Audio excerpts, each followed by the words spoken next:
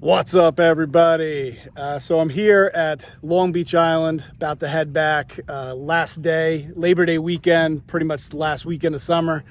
But about to head home and put together a PSA order, and thought it would be fun because every once in a while people say, Mr. Jackify, how do I do a PSA order? What are the steps involved? So I figured, what the hell, I'll show you guys step by step of how you put together a PSA order, steps 1 through whatever the steps are. All right, let's go. All right, step 1, go to Target and get yourself one final blaster box, right, buddy? Because you never know, there might be one card in that blaster box that you might want to send off to Target, to PSA. I have to record this because this is insane. Look at this, completely empty. I haven't been to a Target in a long time. Oh my God. Look at this, it's completely empty. The only thing they have is the sticker collection. A lot of Pokemon. That is nuts. I had no idea it was like this. Whew. There is absolutely no sports cards. Man. All right, guys, so step number 2 is to figure out what rate am I going to submit it at. You need to know what the rates are. So, for example, if you submit Ultra Modern, if I submit 100 cards from 2017 till today, you take advantage of a bulk rate, so $12 per card. Otherwise, you're paying much higher prices. Now, you're not going to get those cards back until 2047, but at least you'll be paying very little per card. By the way, okay, quiet down over there. I'm trying to make a video. All right, if you do cards between 1972 to 2016, that's another rate. And then before 1972 is another rate. So you want to figure out, can I get 50 cards together? Can I get 100 cards together so I can take advantage of the lowest possible rates? As long as it doesn't look like... All right, guys, so step number 3, it is my favorite step, which is to pick out the cards that you're going to be submitting for grading. And by the way, guys, pro marriage tip, my wife loves it when I spread the cards all over the dining room table, something that she really enjoys. It really just shows that I care, and it really, she really appreciates the effort of, spreading all this across the dining room table. By the way, baby Joey's very busy back there.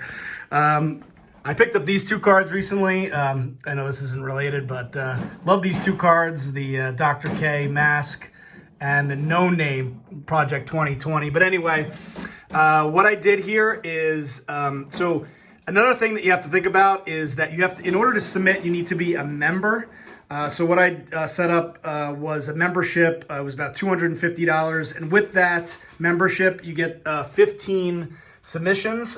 So if you do that and you're going to become a member, just keep in mind that you're going to get 15 free submissions with that. And what I generally try to do is pick out the cards that I want back the soonest, because these cards should come back quicker, the 15 cards that are part of the membership. And then all the cards that come back as part of the bulk will be a little bit longer to come back. So just keep in mind, if you're looking to get cards back a little sooner, like I'm looking to probably get this graded and then sell it. The Bobby Witt, the Jason Dominguez, these Tatis cards have been going crazy lately. Kyle Lewis, got the autograph, Bo Bichette rookie, Yastrzemski, a couple of Luis Roberts. These are all cards that I think are overpriced right now in a PSA 9 or a PSA 10. So the idea is send them out, get them back sooner, and then maybe sell them. Maybe I'll keep some, maybe I'll sell some, we'll see. But the nice thing is I'll get them back quicker and I'll be able to make a quicker decision. So then we have everything kind of organized here. So these are my cards that I'm submitting, the 50 cards. Of course, some of the things that you want to look at, and this goes for any submission, of course, is centering. this is a bad example, but you know, this is an example of a card that's not perfectly centered from left to right. It's a little bit off. This one's kind of borderline right now for me. So you want to look at centering. You want to look at the edges of the card. You want to look at each corner, and then it's especially important to look at the back of the card because that's usually where you'll see the damage on the corners. And then the surface, which if you put it under a certain light, you should be able to see if there's any prints, any major surface issues. You want to do that with every single card that you submit. But anyway, what I did here is these are mine, ultra modern. Then we have more ultra modern cards that all these cards are getting submitted as part. These are orders for 3 different people. So there's a lot of cards that are getting submitted. And then what we're doing is we're doing 50 cards from before 2017. So a totally separate order. One thing to keep in mind, I should have brought it out, but if you have an autograph that is hand signed, like, you know, if it's Topps licensed, then it can be submitted with this. But if you have an autograph that was signed just, let's say you saw the player at a game and you got it signed, those types of cards will have to go in a whole other submission process because that's PSA DNA. Because they have a whole other group of authenticators that are going to look at that card and authenticate that it's real. So just keep in mind that those will have to get submitted separately. And then, of course, we also, Jay is submitting this pack with 2011 Topps updates. So who knows, there might be a Mike Trout diamond in here. Pretty awesome pack there. But that's going to have to get submitted separately. So so the next step is to obviously organize everything, make sure they're in their separate buckets. So this is in its own submission. These cards, the ultra modern, are going to be in their own submission, and then these cards that are the modern cards will be in its own submission, and then this will be in their own submission. And we're going to be filling out different forms on PSA's site. For each one of these separate submissions. One thing I forgot to mention, guys, one of the myths is that you can't submit a card in a top loader, that it has to go in these card savers.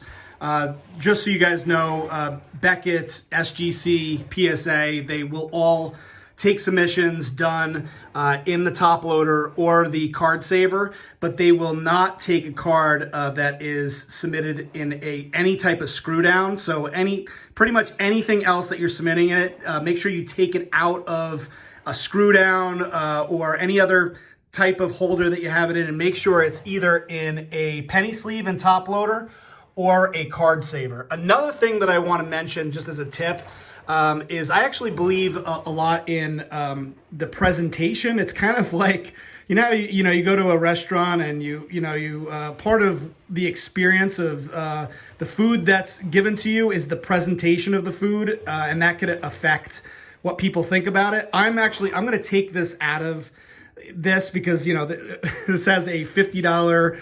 Obviously, a Larson rookie was in this at one point. So I'm going to take this out of this card saver and put it into a top loader because I actually believe in presentation and making sure that it looks a little sloppy when you kind of leave it in these, with the stickers all over it. So I'm going to take it at each one of these that has like stickers on them. Also, they don't like it when you put tape. So maybe you'll have a card and there'll be tape on the top of here. I always take the tape off because sometimes that will hold up the order, by the way, guys. The cards take long enough to get back. If you have tape on the top of it, sometimes I've had it where they call me in the middle of the process and they're like, is it okay if I rip open the tape? And of course, it's okay to rip open the tape, but especially when it's in the Topps. Let's say you send it off to, it's a card that you got back from Topps and it's got that top sticker on it. They will always ask you if it's okay that they cut open the top seal, and it just holds up the entire process. So just make sure that you have your cards in a card saver, in a top loader. Don't have stickers all over it. Don't have tape all over it. Take all that stuff off before you send it off. All right, guys. So step number 4, of course, is entering in your PSA order. So, and by the way, I have the shirt on. Pluto, never forget. Never forget Pluto, guys. Just never forget. All right, so you're on PSA's website. I'm a member, so I can submit an order. And you can see here, the first thing they ask is, what kind of submission it is. Usually it's going to be regular, so I'm going to click regular. Then it's going to bring me to the submission type, and usually you're going to do this one, no autograph authentication. If you want to get the autograph, like let's say you have a card that's autographed, if you want to get the grade of the card and the grade of the autograph done, then you would select a different type. But in this case, I just want the card graded. That's all I'm interested in. That's usually the best option. Then I'll click next. And then I brought to, so this I'm doing my 15 free cards. Usually there'd be all kinds of service levels. Obviously if you're going to do the bulk like I'm doing, make sure that you select the value, which is the bulk, and it should say, at least 100 cards, and just make sure you select the right service level. So I'm going to click next to that. And then you simply just enter in the items. And it's real easy. So I'm going to enter in this. This is the Louis Robert into the system, the pink refractor. And it's pretty easy, and then if you guys know, in case you've been away from the game for a long time, there should be at the bottom of the card, it'll tell you what year. You can barely see that here, but this is a 2020 card, I know, so I'm going to put 2020 Louis Robert. It's usually helpful to put the number in, so this is card number 60, so I'm going to put card number 60. That should reduce the amount of options down pretty much, and then you can see here, the card that I'm submitting is the pink refractor, so I'm going to click on this. For this one, I could do a $4.99 max on the insurance. So I'm going to use all $4.99. I'm going to just keep an eye on this. Usually it's $99 value per. For me, it doesn't matter how much I put in. It's going to cost the same regardless.